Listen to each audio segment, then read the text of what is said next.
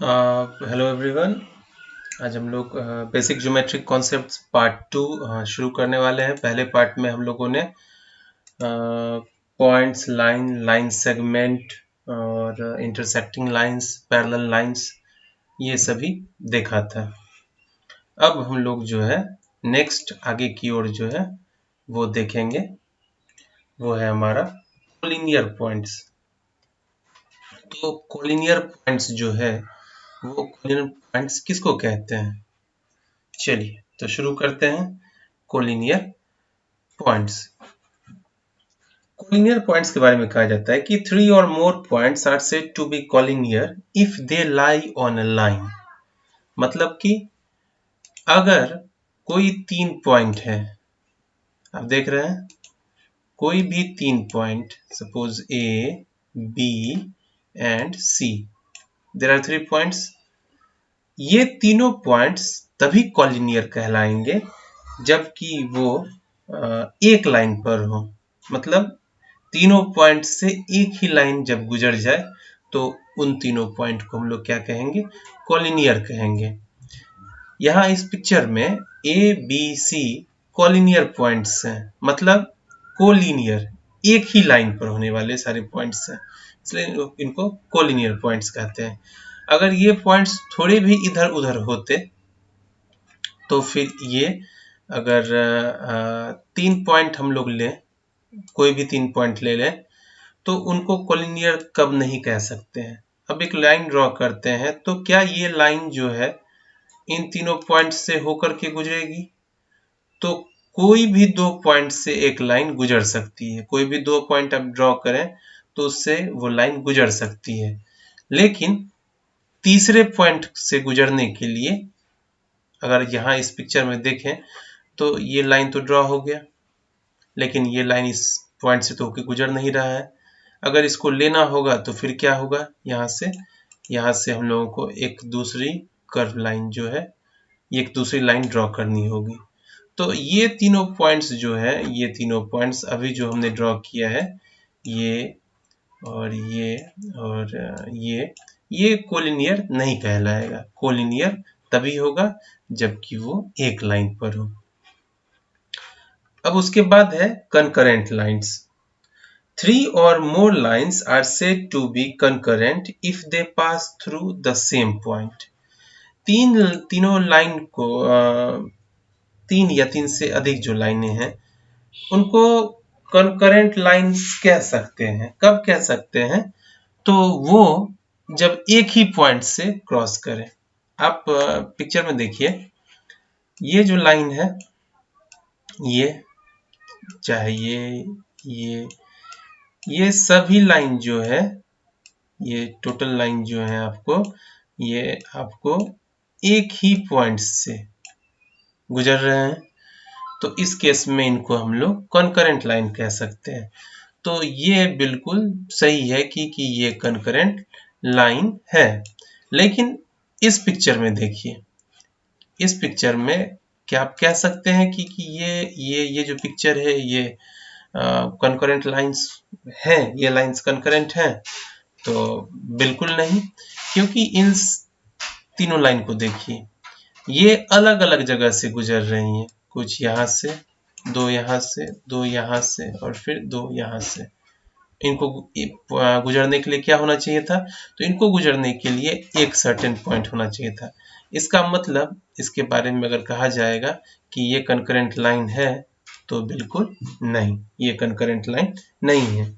Means कि 3 or more lines are said to be concurrent if they pass through the same point. 3 और 3 से अधिक line जो है वो कंकरेंट लाइन हो सकते हैं अगर वो एक ही पॉइंट से गुजरे, बिल्कुल इसकी तरह। लेकिन ये कंकरेंट लाइन नहीं हो सकता। अगला है हमारा रे। रे मीन्स किरण, इसके बारे में तो जानते ही हैं। The distance ray is the part of a line having one fixed end point and extending endlessly in other direction. रे क्या है कि रे का ओरिजिन जो है, जहां से वो शुरू हुआ वो फिक्स होता है। इस पॉइंट से ये रे शुरू हो रहा है, ठीक है। लेकिन दूसरी तरफ ये जो है एंडलेसली यानी कि इन्फिनाइट जो है अनंत तक ये उसका होता है, वो बढ़ता है। तो ऐसे को हम लोग बोलते हैं रे। इट मीन्स कि हम लोगों ने जो लाइन पढ़ा था, लाइन, ये लाइन है, तो लाइन के दोनों तरफ एरो था। इसका मतलब क्या था कि लाइन जो है वो दोनों तरफ, लेफ्ट और राइट दोनों तरफ जो है वो एंडलेसली बढ़ सकता है, बढ़ता है। लेकिन रे के बारे में क्या है कि ये एक पार्ट है, लाइन का ही एक पार्ट है, बट उस पार्ट का जो ओरिजिन है, जहां से वो शुरू हुआ है, वो फिक्स्ड है, और दूसरी तरफ वो एंडलेसली, ये जहां तक जाए, जैसे सूरज की किरणें, नहीं, देखो कितनी दूर से चलती हैं। और खास बात कि एक सर्टेन पॉइंट से, एक सर्टेन पॉइंट से ढेर सारे लाइन जो है, ये जो लाइन है ये ड्रॉ किए जा सकते हैं। नहीं, अगर एक पॉइंट से देखें तो कितने लाइन ड्रॉ किए जा सकते हैं, तो थोड़ा पिक्चर में देख ले हम लोग कितने लाइन ड्रॉ किए जा सकते हैं। तो ये रहा एक, उसके बाद यहीं देख लेते हैं हम लोग शेप्स, दो, अगर ये एक ही जगह हो तो नहीं, और देखिए तीन, नहीं, चार,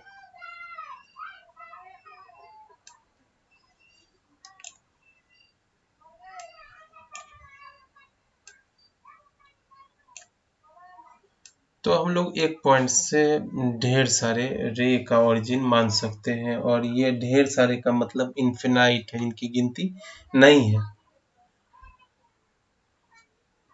तो ये रे है। रे के बारे में कुछ खास बात है। Infinite number of raise can be drawn from a given point, जैसा कि इस पिक्चर में देख रहे हैं हम लोग। One and only one ray can be drawn beginning at O and passing through a given point. अगर कोई पॉइंट दे दे आपको कि ये कोई पॉइंट है, ये कोई यहाँ कोई पॉइंट है, तो किसी भी पॉइंट से जहाँ से कि एरो जो है ओरिजिनेट हो रहा है, शुरू हो रहा है, तो सिर्फ और सिर्फ उसी एक पॉइंट से होकर के गुजरेगा। ऐसा नहीं है कि आप दो पॉइंट ड्रॉ कर लें और एक एरो के बारे में समझे कि वो एरो जो है उन दोनों पॉइंट से गुजरेगा ही, लेकिन उस केस में जबकि वो दोनों जो है पॉइंट जो है एक ही लाइन पर हो। तीसरा, two rays O A and O B having the same initial point O and forming a line are known as opposite rays. कहने का मतलब क्या हो गया कि एक रे ले लें हम लोग, ठीक है, एक रे ले लेते हैं हम लोग,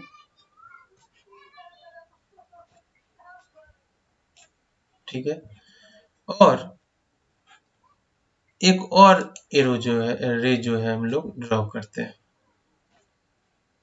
देख रहे हैं आप। अभी देखिए ये दोनों अलग थे ना, दो ड्रॉ किया, लेकिन अगर एक ओरिजिन रखा जाए तो ये सपोज अगर ये ओ ए है तो ओ ए एक रे हो गया, और अगर ये बी है तो ओ बी एक रे हो गया।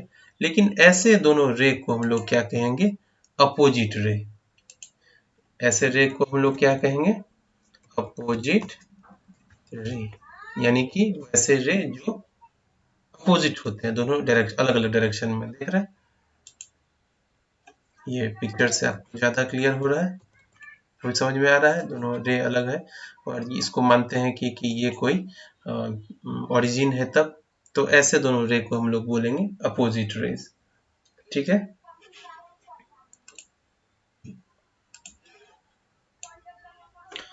नेक्स्ट है आपका प्लेन।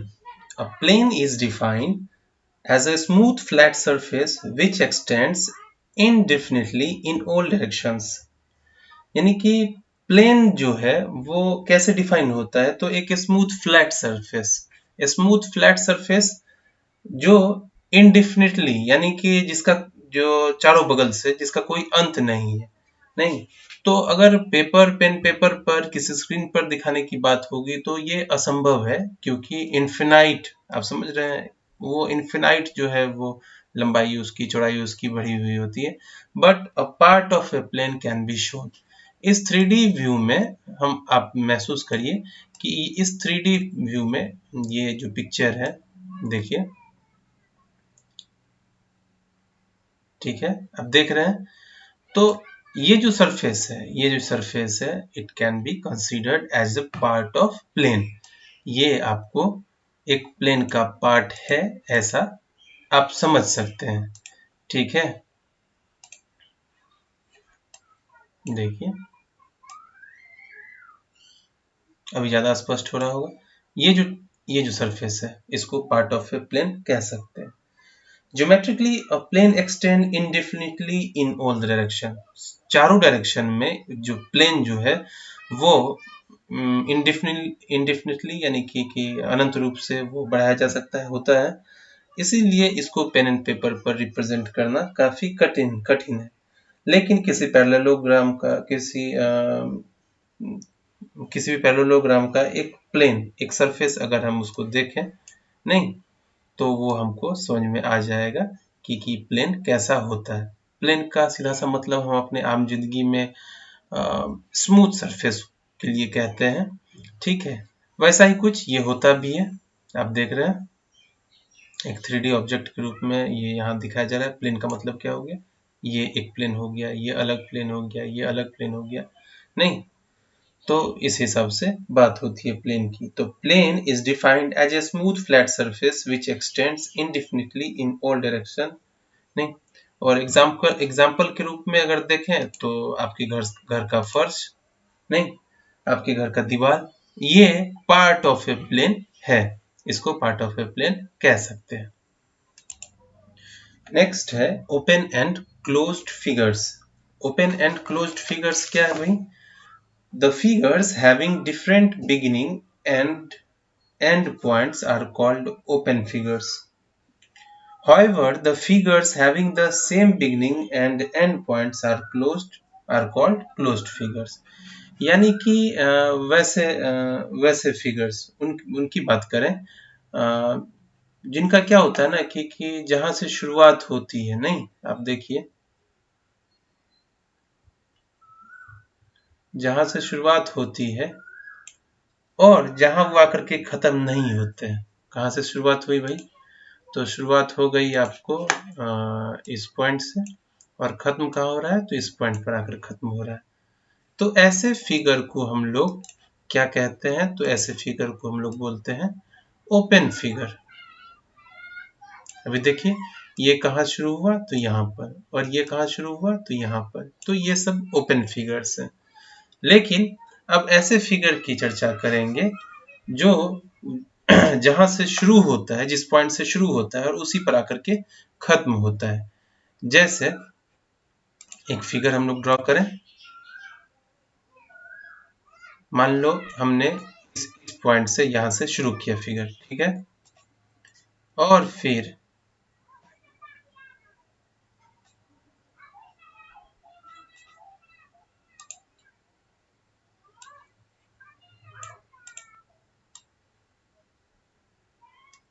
फिर यहाँ इसी पॉइंट पर आके खत्म किया।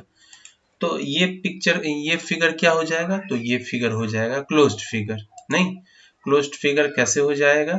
क्योंकि ये जहां से शुरू हुआ वहां से खत्म हो गया, यानी कि जो इसका स्टार्टिंग पॉइंट था वही इसका एंड पॉइंट भी हो गया, नहीं। जहां से वो शुरू हुआ वहीं पर आकर के ये खत्म हो गया। ये पूरी तरह से चारों तरफ से बंद है, आप देख रहे हैं। तो अगर इसमें हमने कलर फिल करने की कोशिश की तो ये पूरी तरह से लॉक है चारों बगल से, तो कलर फिल हो गया। लेकिन अगर कहीं इसी ओपन फिगर में अगर हम कलर फिल कर रहे होते तो क्या होता? देखा आपने क्या हुआ? क्योंकि ये दोनों बगल से, चारों बगल से जहां से शुरू हुआ वहां पर आके खत्म नहीं हो रहा है, इसीलिए ये ओपन है। तो ओपन है तो इसका मतलब क्या हो गया कि जब हमने कलर फिल किया तो कलर जो है बाहर भी फिल हो गया, देख रहे हैं ना। तो ये है open and closed figures, open figures and closed figures. Next है सिंपल कर्व्स। सिंपल कर्व्स क्या होता है? A curve is a path drawn on a sheet of paper without lifting the pencil and without retracing any part of the path except for single points. If a curve does not cross itself, then it is called a simple curve. तो कहने का मतलब क्या हुआ कि अगर किसी point से आपने पेंसिल रख करके और बिना पेंसिल को हाथ को उठाए हुए किसी लाइन को ड्रॉ किया और अगर वो लाइन अपने आप को कहीं से भी न काटे, न इंटरसेक्ट करे, तो ऐसे को हम लोग क्या कहते हैं? तो ऐसे को हम लोग कहते हैं कर्व्स। आ रही बात समझ में? और अगर कोई लाइन शुरू हुआ और वो आकर के अपने को क्रॉस कर दिया, तो ये कर्व नहीं हुआ। ठीक है, तो कर्व के लिए आपको ध्यान रखना पड़ेगा कि ये जो लाइन जो जब ड्रॉ कर रहे होते हैं तो ये एक दूसरे को क्रॉस ना करें। आ रही बात समझ में? और क्या कहते हैं, आपको कर्व ड्रॉ करने के लिए आपको जो आप ड्रॉ कर रहे होंगे तो उस समय में पेंसिल को भी ऊपर नहीं उठाना है, और जो भी फिगर ड्रॉ हो जाएगा उस लाइन को इंटरसेक्ट किए बगैर, तो ये हो जाएगा आपका कर्व। आ रही बात समझ में? तो ये हो गया कर्व फिगर्स। तो ओपन एंड क्लोज फिगर देखा हम लोगों ने कर्व देखा। अब interior and exterior of closed figures क्या होता है, यानी कि जो क्लोज्ड फिगर की चर्चा हम लोग कर रहे थे, यानी कि वैसे फिगर्स जो जिनका जहां से स्टार्टिंग पॉइंट होता है और एंड पॉइंट भी सेम होता है, तो उनके अंदर में वो जो फिगर जो होते हैं तो उनको लेकर के कौन कौन सी बातें होती हैं, interior and exterior of closed figures. तो ये जो कर्व पाथ्स होता है, जो क्लोज्ड फिगर्स हैं, ये किसी भी प्लेन में जब ड्रॉ कर होते हैं ना, तो वो क्या होते हैं कि वो तीन पार्ट बनाते हैं। जैसे मैं एक फिगर ड्रॉ करूं, तो हमने एक रेक्टेंगल ड्रॉ कर लिया, ठीक है। अब ये क्लोज्ड फिगर है, अब देख रहे हैं जहां से भी शुरू हुआ होगा वहीं आके खत्म हो गया। तो ये जब ड्रॉ हुआ तो एक प्लेन में कौन कौन से तीन अलग अलग चीज हुए। तो पहला क्या है? पहला है आपको, अगर आप इस क्लोज्ड फिगर के अंदर में सपोज कोई टी ऑब्जेक्ट है, तो पी के बारे में क्या कहा जाएगा कि पी क्या है? तो पी पॉइंट जो है, जो ऑब्जेक्ट है, वो इंटीरियर है। वो इंटीरियर है, इंटीरियर मतलब क्लोज्ड फिगर के अंदर का है। और अगर ये बाउंड्री पर होगा, यहाँ अगर कोई पॉइंट है, तो ये क्या होगा भाई? तो the point lying on the curves constitute it's boundary. तो जो भी इसके क्लोज्ड फिगर की बाउंड्री हो, जो जिससे वो ड्रॉ हो रहा है वो पर्टिकुलर एरिया, तो उसको उसका क्या कहेंगे? बाउंड्री कहेंगे। और बाहर ऑब्जेक्ट जो भी है, क्योंकि ये एक ही प्लेन में, ये जो फिगर है एक ही प्लेन में ड्रॉ किया गया है, तो ये जो ऑब्जेक्ट है, अगर मैं इसको पी ना लिख करके कुछ और लिखूं,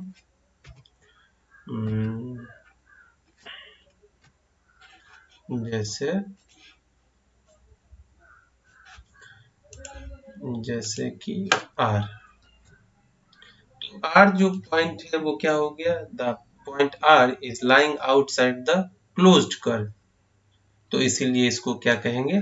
एक्सटीरियर। इसको क्या कहेंगे? एक्सटीरियर। पी चूंकि क्या है कि पी जो है इस क्लोज्ड फिगर के अंदर में, ये जो क्लोज्ड फिगर है हमारा उसके अंदर में है, तो उसको क्या कहेंगे? इंटीरियर। क्यू उस कर्व पाथ, उस क्लोज्ड फिगर के जो फिगर जो बन रहा है उसके पाथ पर है, तो वो बाउंड्री पर है। और जो पॉइंट आर है वो इस फिगर से बाहर है सेम प्लेन में, प्लेन तो सेम होना ही चाहिए, लेकिन वो इस क्लोज्ड फिगर से बाहर है, तो वो उसको कहेंगे एक्सटीरियर। तो इस तरह A closed figure divides the plane into 3 parts. एक जो क्लोज फिगर जो होता है, कोई सा भी क्लोज फिगर हो, जरूरी नहीं है कि रेक्टेंगल ही है, कोई सा भी क्लोज फिगर हो। जैसे अगर हम लोग ड्रॉ करें, ये क्लोज फिगर है, जहां से शुरू हुआ वहीं से खत्म हुआ, यहां से हमने इसकी शुरुआत की थी तो यहीं पर आकर के ये खत्म हो गया, ये बिल्कुल क्लोज है। तो इसके अंदर में जो पॉइंट होगा, इसके अंदर में कोई पॉइंट ले लो ए, तो ए इज एक्सटीरियर पॉइंट, नहीं, और इस कर्व पाथ पर अगर कोई पॉइंट ई होगा तो इसको क्या बोलेंगे, this point is at the boundary. और कोई भी पॉइंट ले लो सी, तो ये क्या हो गया, तो सी क्या हो गया, तो ये एक्सटीरियर हो गया। तो इस तरह आपने एक्सटीरियर, इंटीरियर और बाउंड्री का फर्क भी समझा। इसके बाद जो है वो है पॉलीगन्स। तो शुरू करते हैं polygons. Polygons, a simple closed figure made up of line segments only is called a polygon. Polygon कहने का मतलब क्या है कि एक सिंपल क्लोज्ड फिगर जो किससे बना हो, सिर्फ लाइन सेगमेंट से बना हो, तो उसको हम लोग क्या कहेंगे, पॉलीगन कहेंगे। दूसरे शब्दों में a polygon is a closed figure formed by straight lines joining only at their end points. यानी पॉलीगन्स को सीधा सीधा शब्दों में कहेंगे कि स्ट्रेट लाइन से नहीं बनने वाले, और वो भी कहाँ एक दूसरे से जुड़े, तो अपने एंड पॉइंट पर। अगर इस फिगर में देखें तो हमको क्या पता चलता है कि ये जो लाइन शुरू हुआ यहाँ शुरू हुआ, दूसरा लाइन जो इससे ज्वाइंट हुआ इस पे ज्वाइंट हो गया, यहाँ ये दोनों लाइन जो है ये यहाँ एक पॉइंट पे ज्वाइंट हुआ, ये यहाँ हुआ, यानी कि जिसका स्टार्ट था उसके एंड में आकर के जो स्टार्ट से एंड हुआ तो एंड से फिर से वो स्टार्ट हो गया। तो इस तरह करके जो है आपको जो है ये जो लाइन सेगमेंट है एक दूसरे से जुड़ करके, और एक क्लोज फिगर जब ड्रॉ होता है तब उसको बोलते हैं पॉलीगन। पॉलीगन पॉलीगन से मतलब क्या हो गया कि इनका साइड्स जो होता है, अब देख लीजिए, दो लाइन सेगमेंट से आप एक क्लोज्ड फिगर ड्रॉ नहीं कर सकते, आपको ध्यान रखना होगा इस बात का। तो कम से कम क्लोज्ड फिगर ड्रॉ करने के लिए आपको 3 लाइन की जरूरत होती है। तो इस फिगर में देखिए, यहाँ इस फिगर में ये फिगर में आप देखिए, यहाँ जो ये जो पॉलीगन जो है, ये पॉलीगन ये 3 लाइन का है, ये जो पॉलीगन है ये आपको 4 लाइन का है, और इसमें लाइन देखिए कितना है, 1 2 3 4 5 6 7 8 लाइन्स है। इसमें भी, इस फिगर में भी देखिए 1 2 3 4 5, तो ये सभी पॉलीगन्स हैं। ये सभी क्या है भाई, तो ये सभी जो हैं ये पॉलीगन्स हैं,